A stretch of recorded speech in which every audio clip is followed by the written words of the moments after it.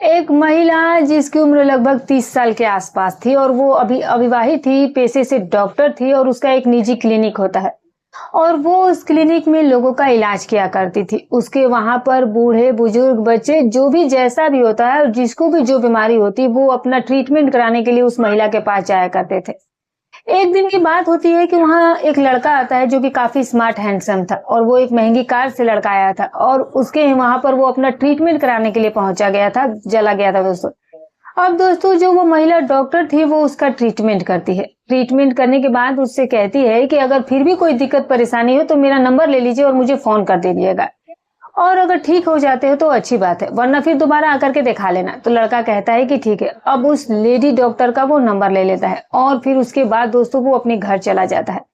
लड़का जब उसे पहली बार देखा था तो उसे लगा कि यार ये कितनी खूबसूरत लड़की है, कि काश मेरी इससे शादी हो जाती तो कितना अच्छा होता।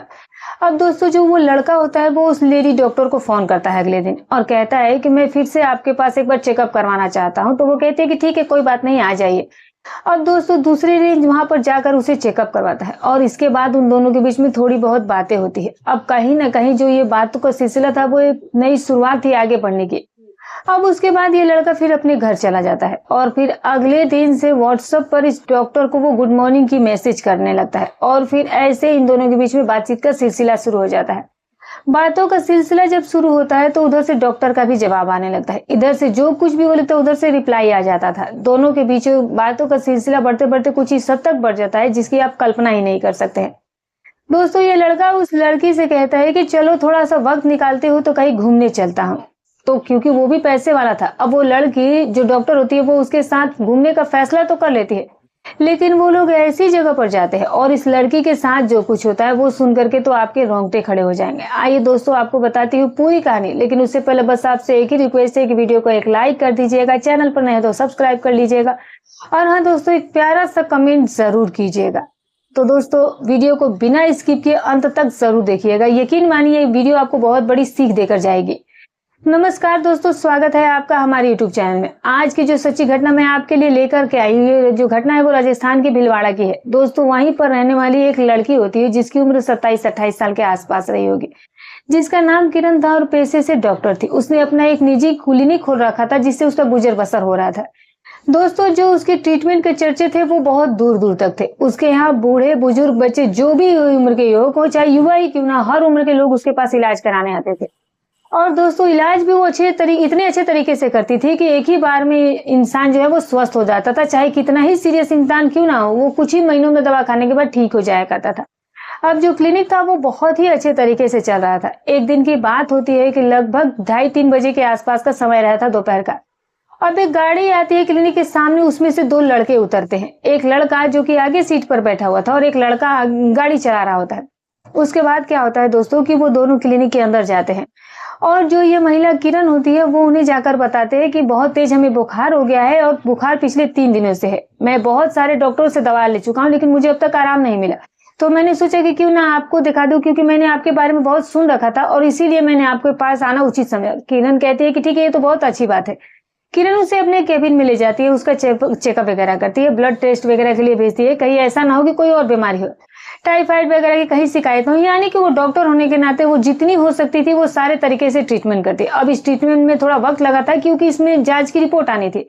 अब लगभग 2 घंटे के आसपास का समय लग जाता है। इन 2 घंटों में इन दोनों के बीच में काफी बातचीत होती है। रिपोर्ट आती है तो उसमें कुछ भी ऐसा नहीं निकलता है। किरण उसे दवा देती है सिर्फ और कहती है कि मैं आपको 2 दिन की दवा देती हूँ, खा लीजिए, कोई दिक्कत हो, परेशानी हो तो आप मेरा नंबर ले लीजिए, मुझे फोन कर दीजिएगा और आकर के यहाँ पर दोबारा दिखा लीजिएगा। वैसे तो 2 दिन की दवा दे रही हूँ, आप बिल्कुल ठीक हो जाइएगा। अब दोस्तों जो लड़का होता है उसका नाम अनुराग था। वो कहता है कि ठीक है मैडम, कोई बात नहीं, और वो इस तरीके से किरण का नंबर ले लेता है और फिर उसके बाद वो अपने घर लौट जाता है। अब गाड़ी में वो बैठकर घर वापस तो वो चला जाता है, लेकिन उसके दिमाग से किरण का जो चेहरा होता है वो तो निकल ही नहीं रहा था, क्योंकि वो थी भी इतनी खूबसूरत, मासूम सा चेहरा था और पेशेंट के साथ मुस्कुराकर ऐसे बात करती थी जैसे कि वो किसी घर का सदस्य हो, फैमिली मेंबर हो, क्योंकि डॉक्टर जो है वो वैसे भी घर के सदस्य और फैमिली मेंबर तो कहे भी जाते हैं। अनुराग ने जब पहली बार किरण को देखा था तो मन ही मन वो उसे चाहने लगा था, लेकिन चूंकि ये पहली मुलाकात थी वो भी डॉक्टर से, कैसे वो अपने आप को उसके सामने प्रेजेंट करता। तो फिर से वो एक दिन बाद कुछ बहाने बना करके किरण को फोन करता है और उससे कहता है कि मैडम मैं फिर से आपके पास आकर एक बार चेकअप करवाना चाहता हूँ क्योंकि मुझे आराम नहीं मिला है। तो किरण कहती है कि ठीक है 2-3 बजे के आसपास आओ, क्योंकि उस वक्त थोड़ी भीड़ कम हो जाती है तो मैं आपको आराम से चेकअप कर लूंगी। तो वो कहता है कि ठीक है। अब 2-2:30-3 बजे के आसपास का वक्त होता है तो फिर अनुराग जाता है और फिर वहां पर उसे किरण मैडम ले जाकर उसे फिर से उसका जांच वगैरह करती है और दवा देती है और कहती है कि घबराने की कोई जरूरत नहीं, अब बुखार भी जो आपका है वो बहुत कम हो चुका है, पहले से तो बहुत कम हो चुका है, सुधार हो रहा है। 2 दिन की आप और दवा ले लीजिए, आप इस 2 दिन में बिल्कुल ठीक हो जाएंगे। अब दोस्तों वो जो लड़का कहता है कि पता नहीं जब से मैं आपके क्लिनिक में आया हूँ ठीक होने के बजाय मैं और ही बिगड़ता जा रहा हूँ, मेरी तबीयत और खराब होती जा रही है। तभी किरण जो है वो मुस्कुराते हुए कहती है कि मुझे तो जो तुम्हारी रिपोर्ट्स है और जो कंडीशन है और जो चीज तुम्हारे जांच में दिख रहा है वो सब कुछ तो नॉर्मल दिख रहा है, अब शायद तुम्हें कुछ और बीमारी हो गई तो मैं नहीं कह सकती हूँ। किरण ने दोस्तों एक दंग भरे लहजे में अपने शब्दों को उसके सामने रखा था। अब ये बात सुनकर के जो अनुराग था वो थोड़ा मुस्कुरा देता है, कहता है कि हो सकता है कि मुझे आपको देख करके थोड़ी तबीयत बिगड़ गई हो। अब दोस्तों ये उसकी शुरुआत की पहली चाल थी जो अनुराग ने किरण के सामने चला था। किरण ने मुस्कुरा करके उसकी बातों को टाल दिया और कहती है कि ठीक है जाइए, अब दवा खाइए, ठीक हो जाइएगा। अब दोस्तों वहां से तो अनुराग निकल जाता है और सीधे अपने घर जाता है, दवा वगैरह खाता है और 1-2 दिन के बाद अचानक से किरण जो है वो जो उसका वहां केबिन बना था वो तभी बैठी हुई थी, तभी उसके पास एक मैसेज आता है। लगभग सुबह के 10 बजे के आसपास का मैच था। उस समय उसको गुड मॉर्निंग का मैसेज आता है और वो मैसेज किसका था दोस्तों, वो उस लड़के करण का था जो अनुराग का था, जो कि उसने पहली बार आज उसे मैसेज किया था गुड मॉर्निंग का, व्हाट्सएप पर उसे मैसेज दिया था। अब कहीं ना कहीं जब ये चीज ये डॉक्टर मैडम देखती है तो वो भी मुस्कुरा देती है और वो भी सामने से गुड मॉर्निंग का रिप्लाई कर देती है और फिर वो कुछ बिना सोचे समझे वो ही जवाब दे देती है। और उसके बाद क्या होता है दोस्तों कि जवाब में कुछ और भी आता है, कैसे हैं, हाय हेलो, मतलब कुल मिलाकर यहाँ से ये सिलसिला शुरू हो जाता है।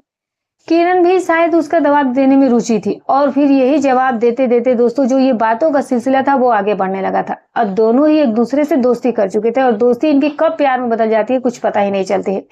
जो अनुराग था वो किरण को किसी और ही चीज के लिए प्यार कर रहा था और किरण इस बात से अनजान थी। वो समझ रही थी कि शायद वो जिससे प्यार कर रही है वो उसका सच्चा प्यार है। लेकिन दोस्तों जब दोनों मिलते हैं वो जो कुछ भी इनके बीच होता है वो आप कल्पना भी नहीं कर सकते हैं। ये बातचीत का सिलसिला लगभग 1 महीने के आसपास चलता है। इस 1 महीने में लगभग 3-4 बार अनुराग जो है वो किरण के क्लिनिक पर सिर्फ उसे देखने जाया करता था। अब जो किरण थी वो भी उसे मना नहीं करती थी, शायद किरण को भी ये सारी चीजें अच्छी लगने लगी थी। अब होता क्या है कि जब 1 महीने के आसपास का समय बीत जाता है तो फिर एक दिन जो अनुराग होता है उसे सामने से प्रपोज कर देता है और उसका जो प्रपोजल होता है वो स्वीकार कर लेती है किरण। अब यही से इनकी बात आगे बढ़ने वाली थी। अब दोनों जो है वो एक दिन मिलने का फैसला करते हैं। अनुराग किरण से कहता है कि चलो हम लोग कहीं घूमने फिरने चलते हैं, किसी होटल में चलते हैं, बैठ करके खाना खाएंगे, एंजॉय करेंगे, कहीं अच्छी जगह चलते हैं। तभी जो किरण होती है वो कहती है कि मेरे पास तो इतना वक्त नहीं रहता है, आपको तो पता ही है कि मैं यहाँ पर अकेली रहती हूँ, पेशेंट आते ही जाते रहते हैं। तो अनुराग कहता है कि सिर्फ 1 ही दिन की तो बात है, बस मेरे लिए वक्त निकालो। तो किरण कहती है कि ठीक है, फिर जिस दिन मुझे वक्त मिलेगा मैं तुम्हें सामने से बता दूंगी, लेकिन फिलहाल तो मेरे पास वक्त नहीं है। अब दोस्तों किरण जो है वो अपना काम का बहाना बनाकर उस वक्त उस बात को टाल देती है, लेकिन जो अनुराग था वो जिद पर अड़ गया था। 3-4 दिन का और समय बीता है तो फिर जो किरण होती है कहती है कि चलो फिर ठीक है, आज हम लोग कहीं घूमने के लिए चलते हैं, लेकिन मेरे पास थोड़ा वक्त कम है, बस 1-2 घंटे का समय ही मैं तुम्हें दे पाऊंगी। तो अनुराग कहता है कि चलो ठीक है, बस इतना ही काफी है। अब अनुराग ये बात सुनकर बहुत खुश हो गया था। अपने घर में जल्दी जल्दी नहा धोकर अपना गाड़ी निकालता है और सीधे ही किरण के क्लिनिक पर पहुंच जाता है। वहां पर किरण जो थी वो पहले से ही तैयार बैठी हुई थी और फिर वो वहां पर आती है और फिर सीधे अनुराग के गाड़ी में बैठ जाते हैं। अब दोनों ही दोस्तों निकल जाते हैं शहर में घूमने। अनुराग जो है वो सीधे उसे लेकर एक अच्छे रेस्टोरेंट में जाता है और वहां पर इसको अच्छा सा खाना खिलाता है और अच्छा नाश्ता खिलाता है। और उसके बाद अनुराग कहता है कि आज तो मेरा कुछ और भी मन है।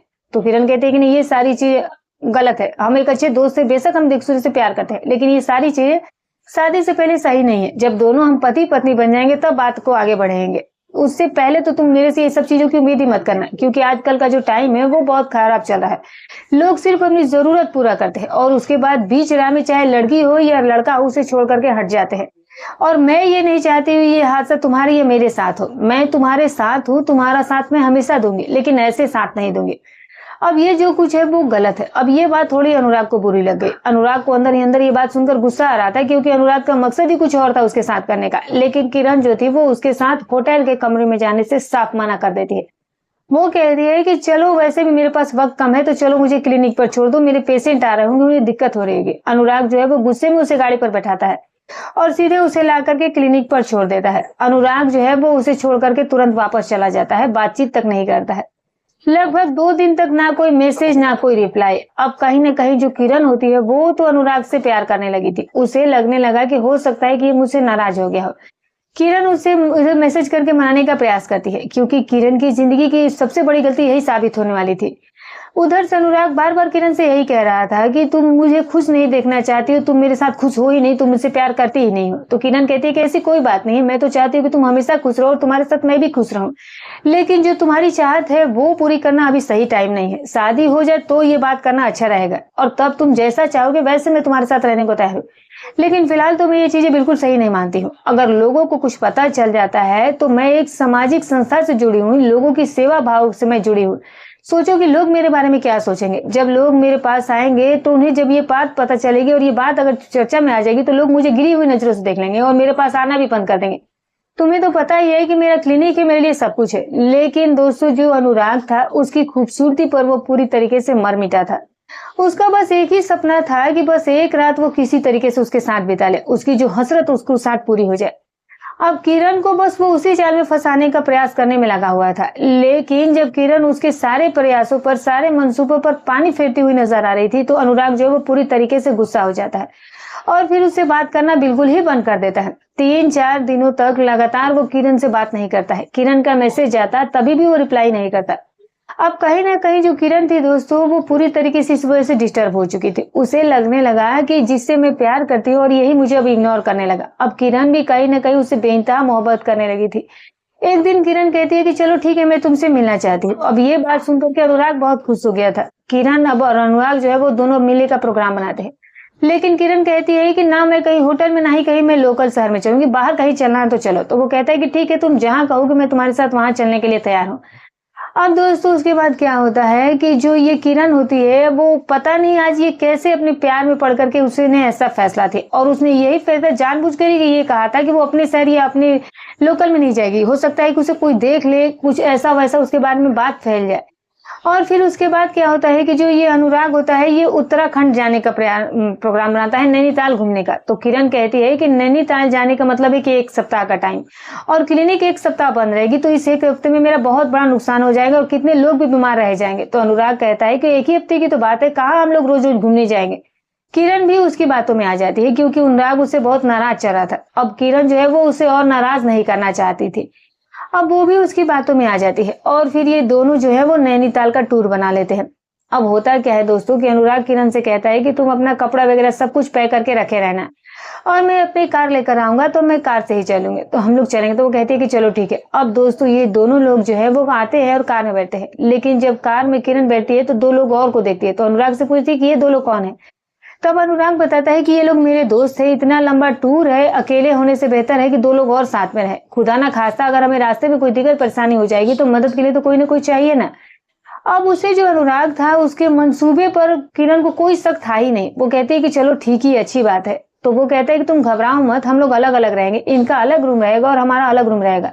तो वो कहते हैं कि रूम की बात नहीं है, मुझे बस ये लगा कि ये लोग कौन है और कहीं ऐसा ना हो कि ये लोग साथ में रहें और चल करके वापस आकर के ये गांव में कोई चर्चा कर दे, लोगों से कुछ बता दे, बात को फैला दे कि ये जो लड़की है ये लड़के के साथ घूम रही है।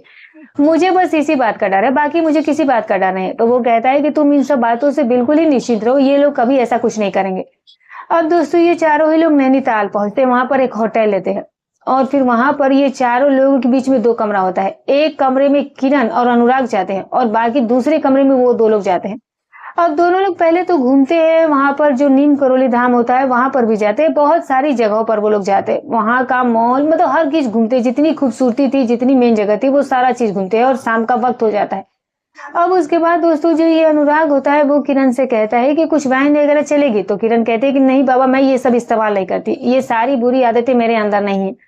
अनुराग कहता है कि मैं थोड़ा सा तो लेना चाहता हूँ। तो वो कहती है कि ठीक है, तुम्हारी इच्छा तो ले लो, लेकिन कोई शोर शराबा या हंगामा मत करना, वरना मेरे से बुरा कोई नहीं होगा तुम्हारे लिए। तो वो कहता है कि तुम भी बिल्कुल घबराओ मत, मैं बस थोड़ा सा लूंगा, वो भी दोस्तों के साथ, और आराम से हम लोग खा पी करके जाकर के सो जाएंगे। तो वो कहती है कि ठीक है। अब दोस्तों वो वहां पर जाकर वाइन लेता है और उसके बाद जो दोस्त का अलग वाला रूम होता है वहां पर जाते हैं। अब तीनों आराम से बैठ करके पीना शुरू कर देते हैं। होटल में खाना खा आता है तो सभी लोग खाते हैं। अब अनुराग और जो किरण होते हैं दोस्तों, वो दोनों अलग कमरे में थे और फिर उसके बाद एक कमरे में दोनों एक ही बिस्तर पर होते हैं। और फिर उसके बाद जो होता है वो आप कल्पना नहीं कर सकते हैं। उस रात इन दोनों के बीच में बहुत कुछ हो जाता है। उस रात इन दोनों के बीच में बहुत कुछ हो जाता है। जिस चीज की तमन्ना अनुराग को थी, जी उसको हसरत थी उसे पाने की, वो पूरी तरीके से आज वो किरण को हासिल कर चुका था। अब किरण भी उसकी खुशी के लिए सब कुछ सौंप देती है। अब दोस्तों ये लोग 4 दिन तक लगभग वहीं पर रहते हैं और इस 4 दिन में किरण और अनुराग के बीच में वो सब कुछ हो जाता है जो आप सोच रहे होंगे दोस्तों। अब दोस्तों 4 दिनों के बाद ये चारों लोग फिर से वहां से निकलते हैं और फिर वापस से भीलवाड़ा राजस्थान के लिए लौट जाते हैं। अब उसके बाद क्या होता है कि कहीं ना कहीं दोस्तों किरण के साथ उस रात उस होटल उस नैनीताल में हुआ था। अब उसको उसके किए पर पछतावा हो रहा था, लेकिन फिर भी उसे लगा कि चलो ठीक है, ये मेरा बॉयफ्रेंड है, हम दोनों एक दूसरे से प्यार करते हैं और प्यार में तो ये सारी चीजें जायज ही। अब ये सारी चीजें सोच करके वो अपने दिमाग से ये सारी चीजें निकालने का प्रयास करने लगती है। आती है और अपना क्लिनिक खोलती है और क्लिनिक खोलने के बाद लगभग 1 सप्ताह का वक्त ही बीता होगा कि इस 1 सप्ताह के बीच में जो अनुराग का व्यवहार था वो पूरी तरीके से बदल चुका था। ना तो अब उसका मैसेज आता था, ना उसका कॉल आता था। किरण सामने से फोन करती तभी भी वो फोन नहीं उठाता और अगर फोन उठाता भी तो वो उससे गुस्से में बात करता, कहता कि यार रखो, मेरे पास टाइम नहीं, मैं बाद में बात करूंगा। अब कहीं ना कहीं किरण को ये आभास होने लगा कि शायद ये जो प्यार था वो सिर्फ एक जरूरत का प्यार था, जो उसकी जरूरत पूरी हो गई तो अब वो मुझे इग्नोर करने लगा।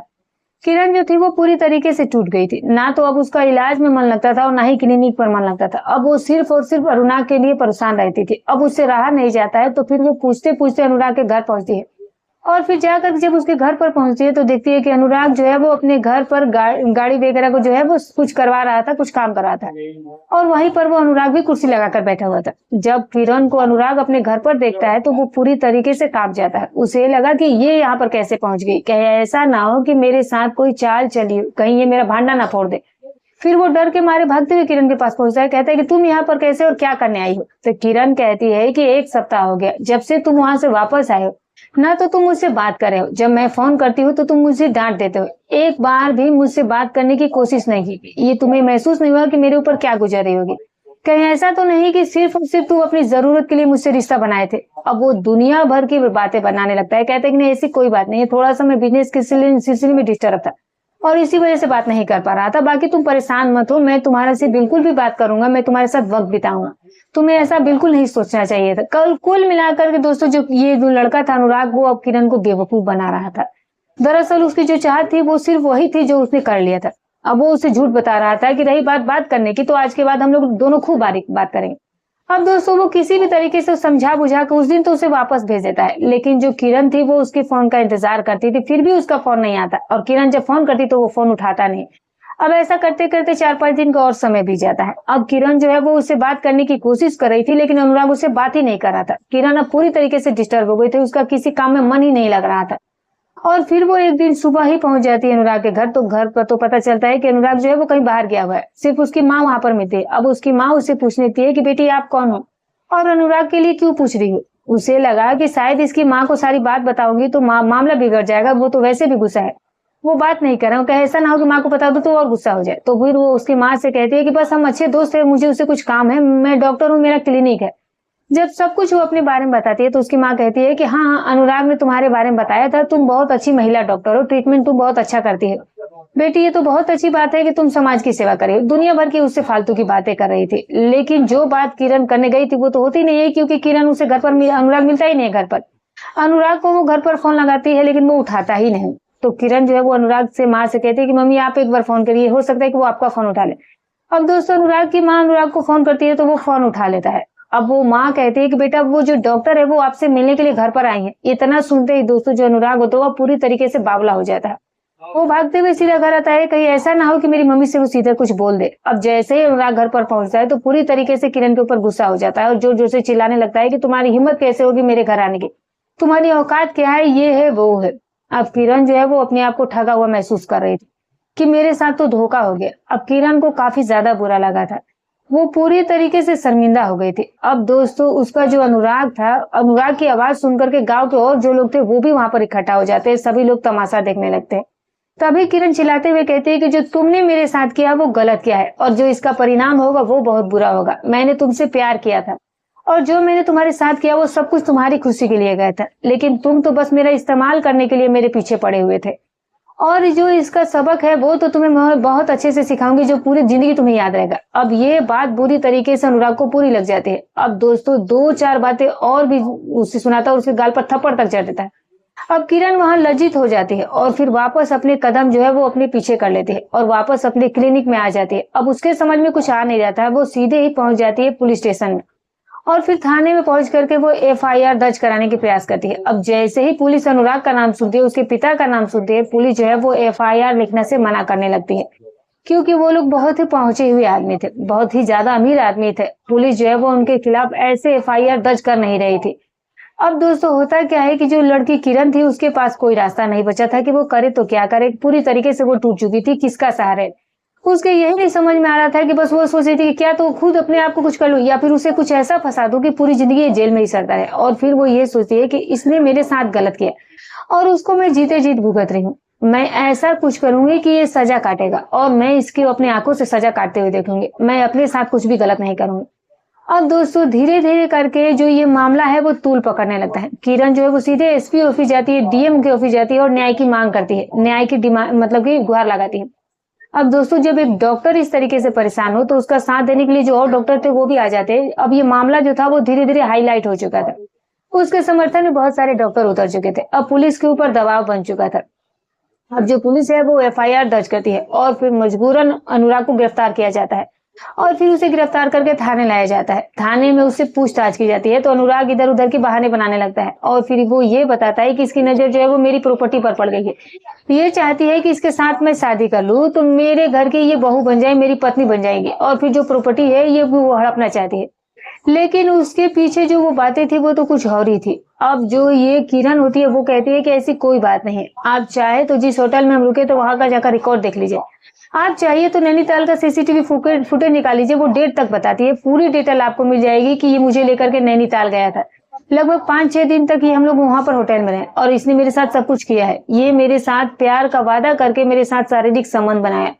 मैं इन सब चीजों के लिए बिल्कुल राजी नहीं थी, लेकिन ये दुनिया भर का नाटक करने लगा कि मैं तुमसे प्यार करता हूँ, शादी करूंगा, ये वो सारे बहाने बनाए और मैंने जो कुछ भी किया ये इसकी खुशी के लिए। अब जब से इसने मेरे साथ ये सब कुछ किया इसका व्यवहार ही बदल गया। अब दोस्तों पुलिस एफआईआर दर्ज कर लेती है और उसके बाद मामले की जांच कर लेती है। नैनीताल तक पुलिस जाती है जांच करने, सारी सीसीटीवी वगैरह की जो भी फुटेज वगैरह होती है सभी को निकाला जाता है। पुलिस को कहीं ना कहीं जो ये पूरी तथ्य है वो सही समझ में आने लगी थी और अब सबूत भी मिल चुका था नैनीताल का। अब पुलिस जो थी वो अनुराग को गिरफ्तार करके जेल भेज देती है और उसके ऊपर मुकदमा चला देती है। जब ये जेल चला जाता है तो कहीं ना कहीं जो किरण थी उसे अंदर से संतुष्टि मिल जाती है, लेकिन फिर भी किरण अपने आप को सेफ नहीं महसूस कर रही थी। उसे लग रहा था कि अब मैं यहाँ रहूंगी तो खतरों से खाली बिल्कुल नहीं रहेगा। अब दोस्तों इतना सब कुछ हो जाने के बाद जो किरण होती है वहां से अपना क्लिनिक वगैरह बंद करके दूसरे शहर में चली जाती है और फिर वहीं पर अपना क्लिनिक खोल करके रहने लगती है। क्योंकि उसकी बहुत ज्यादा बेइज्जती भी हो चुकी थी, लोग उसे बड़ी ही गिरी हुई नजरों से देखने लगे थे। लोग उसे देख करके हंसते थे कि ये डॉक्टरनी है, इलाज करने आई थी और ये कुछ और ही यहाँ पर करने लगी। तो कहीं ना कहीं मान सम्मान बचाने के लिए वो दूसरे शहर में चली जाती है और जो अनुराग था वो जेल चला जाता है। दोस्तों बहुत सारी ऐसी घटनाएं हो जाती है। प्यार होना जायज है, लेकिन प्यार की सिर्फ जरूरत के लिए प्यार करते हो तो ये तो गलत है। जो अनुराग ने किया वो बहुत गलत किया और उसका परिणाम उसे भुगतना ही चाहिए था, वरना अगर वो महिला डॉक्टर ऐसे ही छोड़ देती तो वो किसी दूसरी लड़की के साथ ऐसा करता। लेकिन उन्होंने बहुत ही अच्छा काम किया जो उसके कर्मों की सजा उसे दिलाए। तो दोस्तों ये रही कहानी, जो भी राय हो कमेंट करके जरूर बताइएगा। फिर मिलूंगी कल एक और नई वीडियो के साथ, तब तक अपना और अपने परिवार का ख्याल रखें।